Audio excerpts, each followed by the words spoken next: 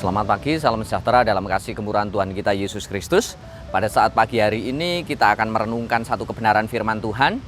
Di bulan-bulan Desember ini kita akan merayakan Natal, dan menjelang perayaan Natal itu ada satu peristiwa yang luar biasa di mana Allah mendengar dan menjawab doa anak-anaknya. Nah, tema firman Tuhan pada saat ini adalah Allah menjawab doa. Saya akan ambil di dalam Lukas pasal 1 ayat 13 sampai dengan ayat yang ke-16. Berkata demikian, tetapi malaikat itu berkata kepadanya, jangan takut, hai Zakaria, sebab doamu telah dikabulkan, dan Elisabet istrimu akan melahirkan seorang anak laki-laki bagimu, dan haruslah engkau menamai dia Yohanes. Engkau akan bersukacita dan bergembira, bahkan banyak orang akan bersukacita atas kelahirannya itu. Ayat yang ke-15, sebab ia akan besar di hadapan Tuhan, dan ia tidak akan minum anggur atau minuman keras, dan ia akan penuh dengan Roh Kudus mulai dari rahim ibunya.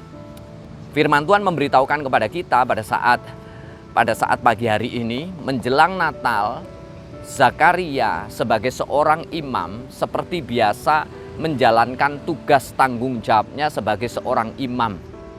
Bahkan ketika dia mendapat tugas untuk melayani Tuhan di dalam bait Allah, Tuhan menjumpai Zakaria.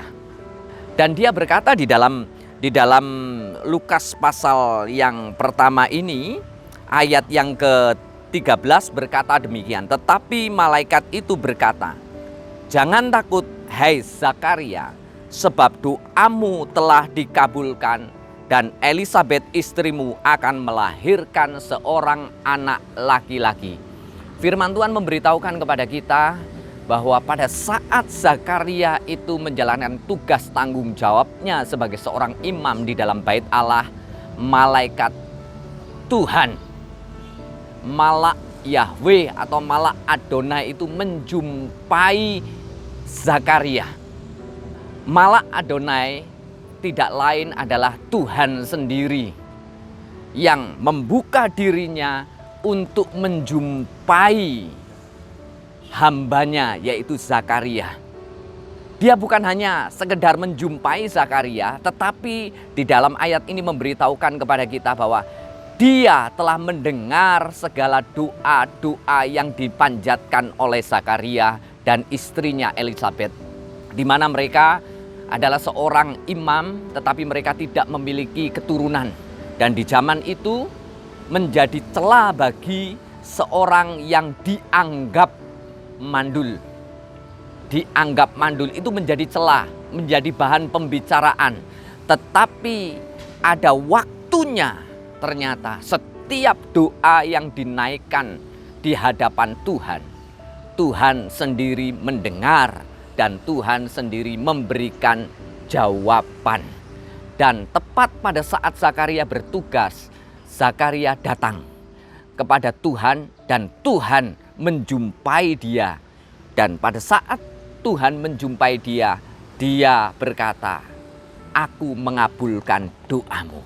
Hari ini, pagi hari ini juga menjadi bahan perenungan kehidupan kita bersama, bahwa mungkin kita sudah berdoa sekian lama, mungkin kita sudah bergumul untuk kehidupan kita, untuk anak kita, mungkin kita sudah bergumul untuk masa depan anak-anak kita. Mungkin kita sudah bergumul untuk pekerjaan kita. Tetapi rasanya hari-hari yang sudah kita lewati belum ada jawaban doa.